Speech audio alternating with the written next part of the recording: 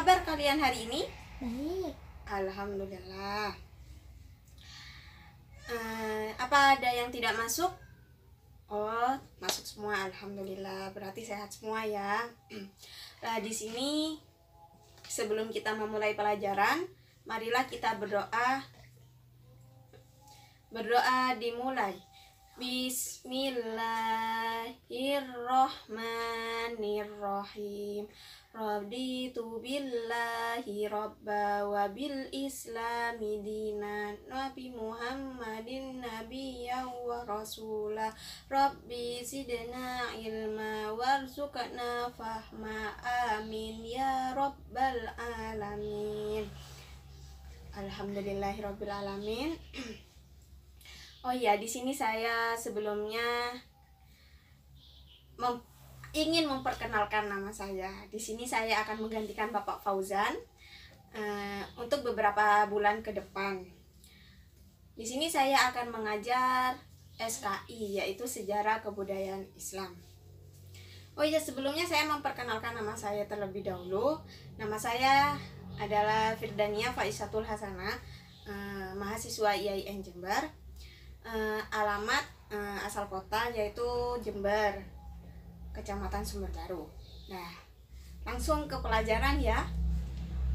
Oke, di sini pertama saya akan melanjutkan pelajaran yang disampaikan oleh Bapak Fauzan sebelumnya, yaitu misi dakwah Nabi Muhammad SAW di kota Mekah.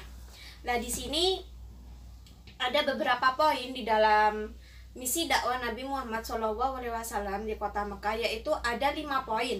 Yang pertama yaitu permulaan dakwah Nabi Muhammad SAW, dan yang kedua yaitu prioritas dakwah Nabi Muhammad SAW di Mekah, dan yang ketiga yaitu respon masyarakat Mekah terhadap dakwah Nabi Muhammad SAW, dan yang keempat yaitu tantangan dan rintangan, dan yang kelima yaitu modal kesuksesan Nabi Muhammad SAW dalam berdakwah di Mekah. Nah, sebelumnya sejarah kebudayaan Islam ini menceritakan Islam yang dimana itu mempunyai banyak sejarah gitu. Bukan hanya sejarah yang berada di Indonesia, tetapi sejarah di dunia, tetapi meliput kebudayaan Islam seperti itu. Nah, dan di sini saya akan menjelaskan pertama yaitu misi dakwah Nabi Muhammad SAW di kota Mekah. Yang pertama yaitu permulaan dakwah Nabi Muhammad SAW sebelum turunnya ayat yang selanjutnya. Di turunnya ayat yang pertama, wahyu yang pertama dan yang kedua, di sini Nabi Muhammad berdakwah dengan secara sembunyi-sembunyi. Lah, dan beberapa tahun kemudian dijelaskan bahwa dakwah Nabi Muhammad itu melakukan dakwah di kota Mekah, yaitu dengan terang-terangan. Nabi Muhammad diangkat sebagai rasul dan nabi pada tanggal 17 Ramadan, 13 bulan sebelum hijrah. Lah, Nabi Muhammad mendapatkan wahyu itu di Gua Hiro, dan turunnya wahyu yang pertama yaitu pada surat Al-Alaq ayat 1 sampai 5. Tahu kan bagaimana bunyinya dari ayat Al-Alaq ayat pertama sampai 5? Tahu kan? Oke, saya akan melanjutkan. Turunnya wahyu yang kedua yaitu pada surat Al-Muddatsir ayat 1 sampai ayat 7. Dan pada surat Al-Muddatsir ini berisi perintah Allah Sallallahu Subhanahu wa Ta'ala itu agar Nabi Muhammad tidak menyiarkan dakwah dengan secara sembunyi-sembunyi, tetapi masih dengan masih sembunyi-sembunyi seperti itu. Lah, dan di sini yang poin kedua yaitu prioritas dakwah Nabi Muhammad SAW di Mekah. Di sini mengajarkan ketauhidan, Yang kedua yaitu kondisi masyarakat yang masih menyembah berhala di kota Mekah. Dan yang ketiga yaitu respon masyarakat Mekah terhadap dakwah Nabi Muhammad. Nah, sebelumnya itu kan pada awal mulanya dakwah Nabi Muhammad itu yang banyak yang mau mengikuti dakwah Nabi Muhammad, yaitu kayak masuk ke ajaran Islam seperti itu. Lah, di dalam ajaran Islam tersebut, dakwah tersebut, banyak kerabat ataupun sahabat Nabi Muhammad yang ingin mengikuti ajaran Nabi Muhammad tersebut, yaitu ajaran agama Islam. Tetapi ada dua paman Nabi Muhammad, yaitu yang bernama Abu Thalib dan Abu Lahab, itu menantang dan menolak dakwah Nabi Muhammad SAW. Mengapa? Karena beliau, yaitu Abu Thalib dan Abu Lahab, ingin mengikuti nenek moyang yang terdahulu seperti itu. Lah, tetapi beda antara Abu Thalib dan Abu Lahab ini bertentangan juga, berbeda sikap. Yang pertama, Abu Thalib itu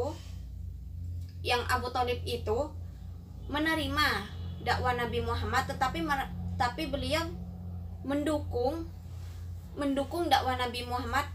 Bahkan Abu Thalib melindungi Nabi Muhammad dari ancaman masyarakat Quraisy seperti itu.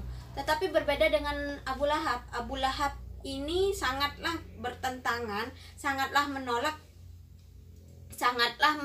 dengan adanya ajaran Nabi Muhammad, yaitu dakwah Nabi Muhammad. Bahkan Abu Lahab itu ingin membunuh, mempunyai niat jelek, niat buruk terhadap Nabi Muhammad, yaitu mengancam dan ingin membunuh Nabi Muhammad seperti itu. Lah, di sini respon masyarakat Mekah terhadap dakwah Nabi Muhammad, yaitu orang kafir Quraisy itu tidak senang menerima kehadiran agama Islam di tengah-tengah kehidupannya mereka, seperti itu kan. Para tokoh masyarakatnya mulai menyebarkan isu-isu yang tidak baik dan isu-isu tidak benar mengenai ajaran agama Islam yang dibawa oleh Nabi Muhammad, seperti itu, sehingga banyak masyarakat yang terpengaruh oleh isu-isu yang menimbulkan fitnah tersebut. Jadi respon masyarakat Mekah terhadap dakwah Nabi Muhammad tersebut itu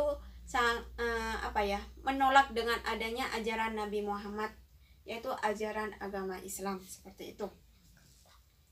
Nah, dan di sini saya akan lanjut yang keempat, yaitu tantangan dan rintangan.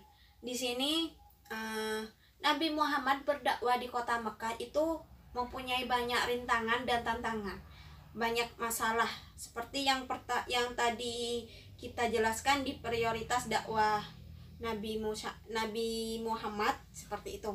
Di sini Nabi Muhammad mempunyai banyak tantangan dan rintangan. Yang pertama yaitu penghinaan, ancaman dan siksaan terhadap Rasulullah, yaitu Nabi Muhammad SAW. Dan yang kedua yaitu penghinaan, ancaman dan siksaan terhadap pengikut Rasulullah. Bukan hanya Rasulullah saja yang diancam dan yang mendapat penghinaan, tetapi pengikut ajarannya juga yang mendapatkan ancaman dan siksaan seperti itu oleh masyarakat Quraisy. Dan yang ketiga yaitu bujukan harta, kedudukan dan wanita. Tantangannya yaitu bujukan harta. Banyak orang-orang Quraisy itu membujuk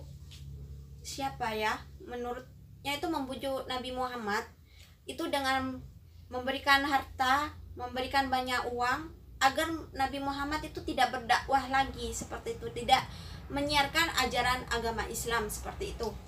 Dan yang dimaksud dengan kedudukan dan wanita, Nabi Muhammad itu digoda oleh banyak wanita agar tidak bisa menyiarkan syariat Islam, seperti itu. Dan yang keempat yaitu membujuk Nabi untuk bertukar sesembahan.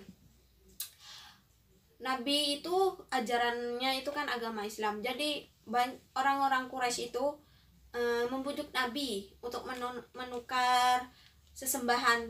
Maksudnya gini, Nabi itu disuruh menyembah berhala, tetapi Nabi tidak mau. Tapi tetap dibujuk, tetapi Nabi tetap tidak mau seperti itu. Dan yang kelima yaitu membujuk dan memprovokasi Abu Thalib. Nah, Abu Thalib ini meskipun menolak adanya ajarannya Nabi Muhammad, tetapi Abu Thalib itu melindungi dari ancaman untuk untuk Nabi Muhammad. Intinya melindungi Nabi Muhammad dari ancaman orang-orang Quraisy seperti itu. Selanjutnya yaitu menghasut masyarakat Mekah. Menghasut masyarakat Mekah yaitu maksudnya orang-orang yang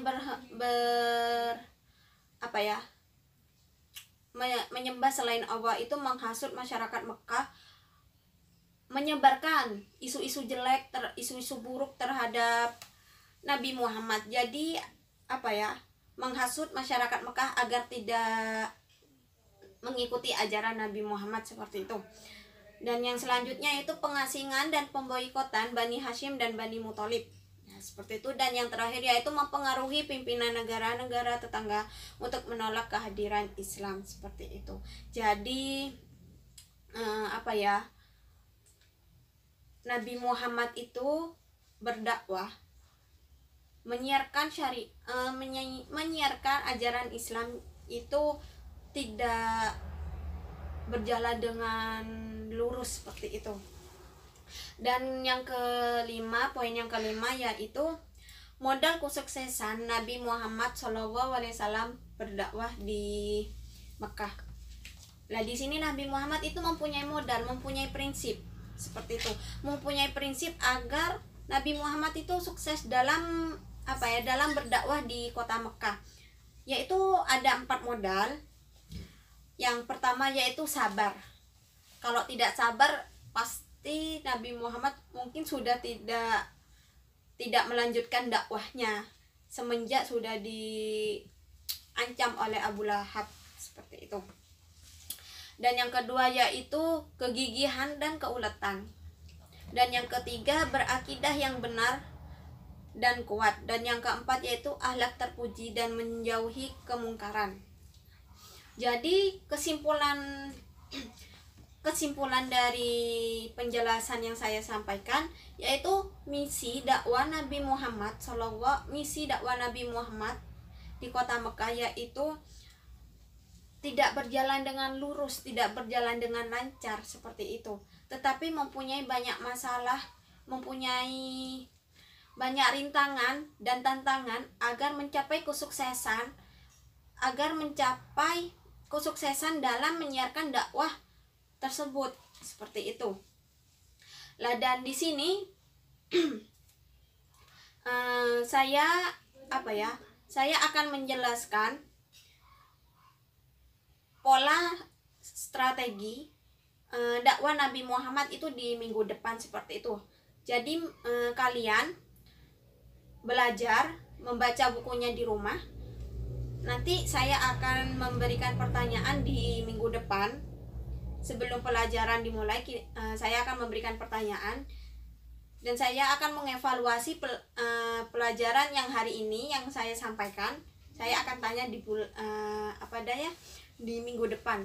Oke, seperti itu. Mungkin ada yang ditanyakan? Tidak. Ya sudah, saya akhiri pelajaran hari ini. Semoga kita mendapatkan manfaat dan barokah. Amin. Nah, sebelumnya jangan lupa ya dibaca bukunya. Oke, terima kasih. Sekian dari saya. Wassalamualaikum warahmatullahi wabarakatuh.